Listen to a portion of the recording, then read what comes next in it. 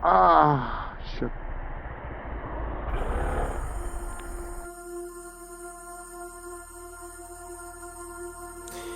Sa pagitan ng dalawang malaking isla sa Visayas, matatagpuan ang isang obra maestra ng arkitektura, isang simbolo ng pagkakaisa at sining na nagdurugtong sa Leyte at Samar.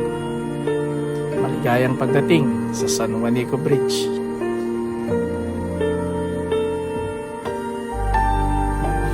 May habang mahigit 2 kilometro. Ito ang tinuturing na isa sa pinakamahabang tulay sa buong Pilipinas.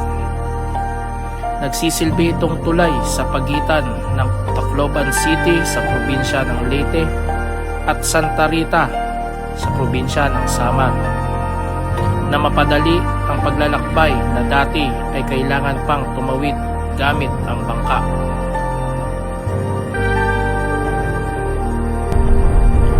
Habang binabaybay ang tulay, hindi mo mapipigilang huminto at mamangha.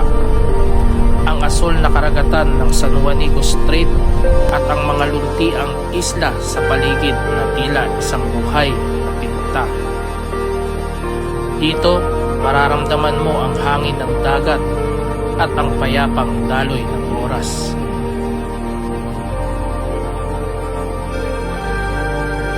Madalas itong tawagin na tulay na pag-ibig. Ayon sa kwento, na regalo ito ni Marcos Sr.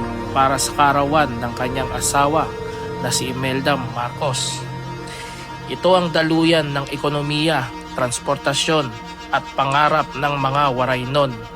Ito ang nagpapatunay na kahit ganong kalayo ang agwat, laging may paraan para tayo ay magtagpo.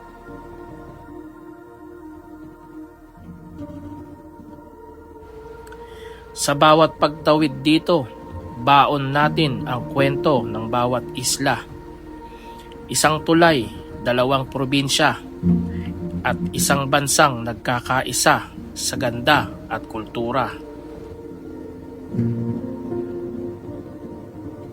Isang regalong kay ganda, pero hindi para lang sa isang tao. Ito'y nagsilbing regalo para sa mamamayang Pilipino. Isa sa ganda ng Pinas.